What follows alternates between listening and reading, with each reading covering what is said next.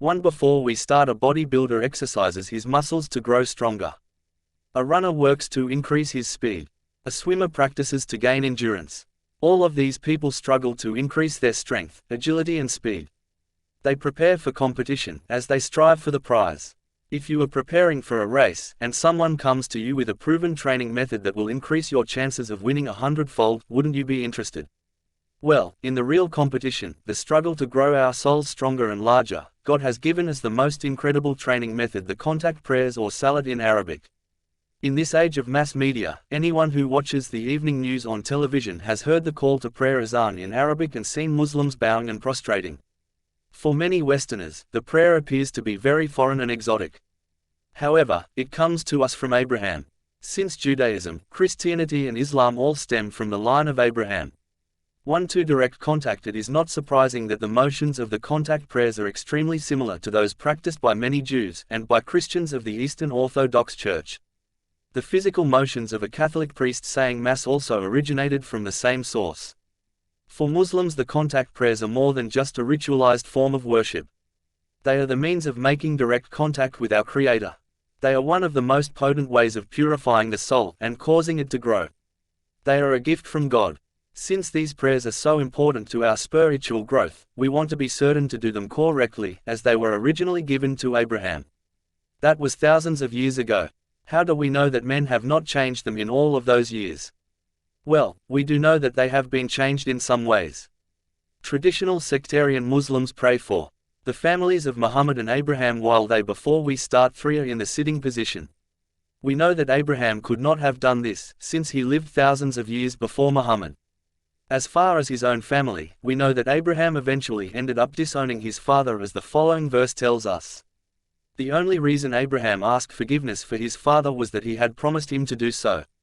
But as soon as he realized that he was an enemy of God, he disowned him. Abraham was extremely kind, clement. Quran. The Final Testament 9:114, translated by Dr. Rashad Khalifa, 1992. Also, it is not very likely at all that Muhammad would have prayed for his entire family, thus including his uncle Abi Lahib, who was the leader of the opposition to the early Muslims. In fact, how do we know that any of the teachings of Islam come to us intact? Fortunately, we do know that the Quran is intact. God has allowed the discovery of an intricate numerical encoding in the Quran which guarantees that it has been preserved. This code acts like a tamper-proof seal. God blessed mankind with its discovery just in time. In recent years there has been an unfortunate direct contact tendency among some publishers to change some of the forms of words in Quran printings. There are some modern versions of the Quran where the publishers decided to use the more modern forms of the Arabic words, rather than the spellings as they were originally revealed to the Prophet Muhammad. In fact, there is enough difference between colloquial Arabic and that used in the Quran that the Quran's language is known as Quranic Arabic. Versions of the Quran using modern Arabic rather than Quranic Arabic do not fit the mathematical encoding, because their words have been altered. Thus the code points out that alteration. This mathematical encoding is based on the number 19. We will give you a very brief explanation of that code here, but details are in the appendix in the back of this book. You may ask, why are we talking about this Quranic code in a book on the contact prayers?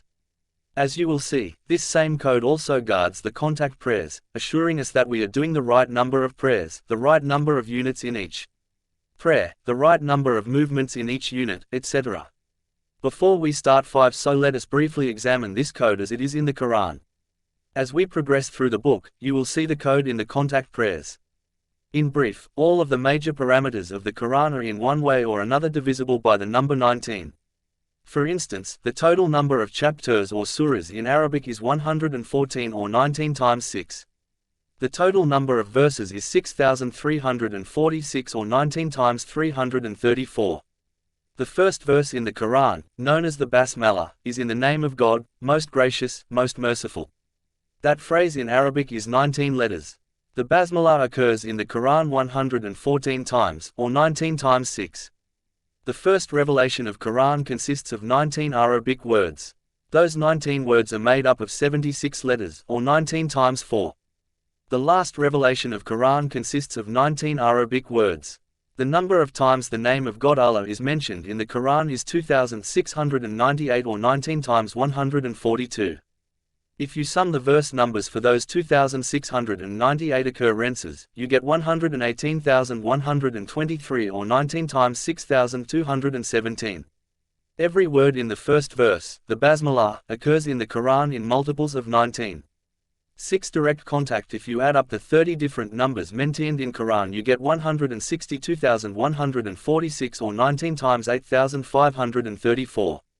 The list goes on and on. Some of the findings are very simple.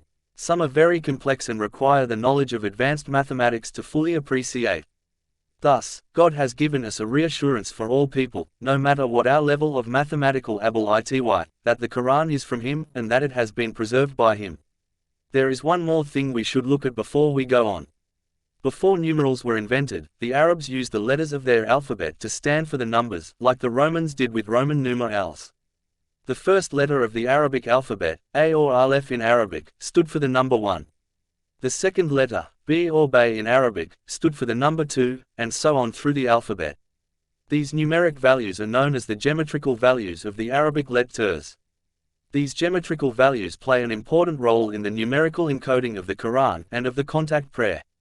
There have been many publications written on the Code of 19. But this brief introduction gives you a hint of its comprehensiveness and its value as a guard over the Quran and Quranic parameters. Before we start 7, having established that there is a numerical code in the Quran, let us go on now and take a closer look at the main subject of our book, the contact prayers, and the way they are also encoded with the number 19. 8 direct contact. 2 How it started. When Adam and Eve were in the Garden of Eden, they were duped by Satan. He enticed them to disobey God's direct order.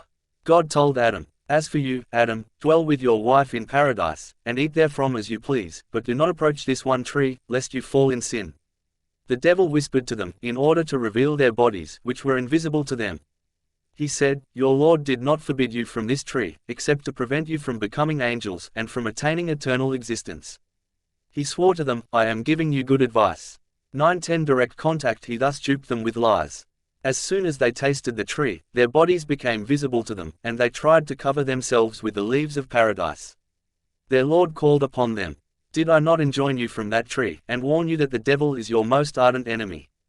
Quran. The Final Testament 7:12-22. They said, "Our Lord, we have wronged our souls, and unless you forgive us and have mercy on us, we will be losers." Quran. The Final Testament 7:23. It was only because Adam and Eve sincerely repented and desperately turned to God that He gave them the words whereby He redeemed them. Then, Adam received from his Lord words whereby He redeemed him. How it started. 11 He is the Redeemer, most merciful. Quran. The Final Testament 2:37. What words did God give to Adam to redeem him? We will see clear evidence that these words were al-Fatiha, the key, chapter 1 of the Quran, in his own language. We know that Abraham was the first one to pray the contact prayers Salat, and that he used the key. The key given to Abraham, called by some the Abrahimi al-Fatiha, has been inherited by the Samaritan Jews.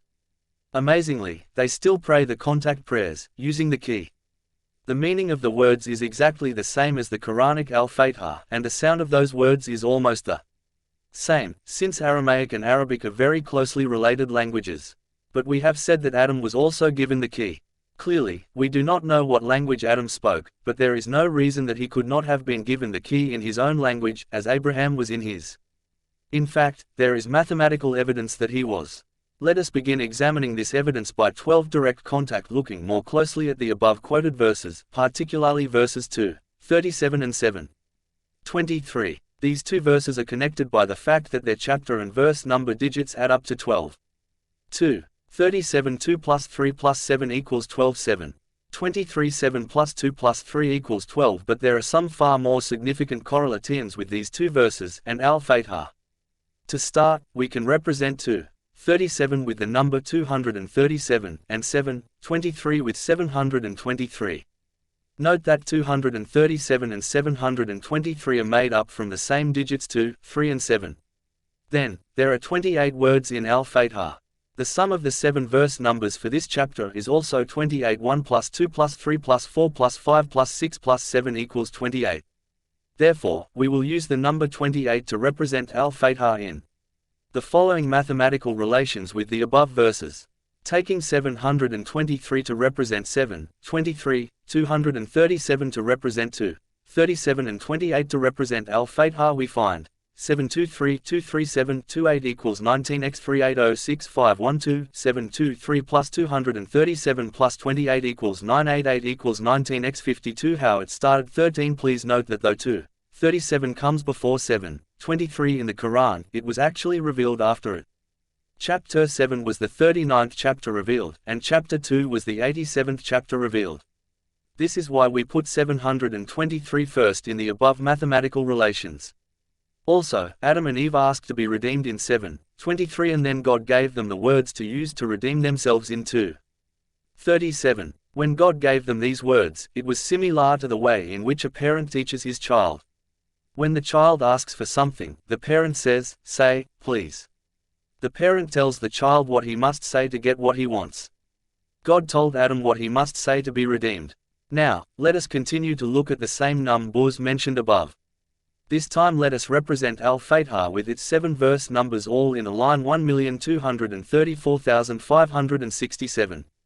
Now we find the following: 723 123 4 5 6 7 equals 19x 3805 91293 123 4 5 6 7 237 equals 19x 64,977,223. In the first line above, we have created a number that is divisible by 19 by putting the chapter and 14 direct contact verse number where Adam and Eve asked to be redeemed, and then the 7 verse numbers of al-Fatha.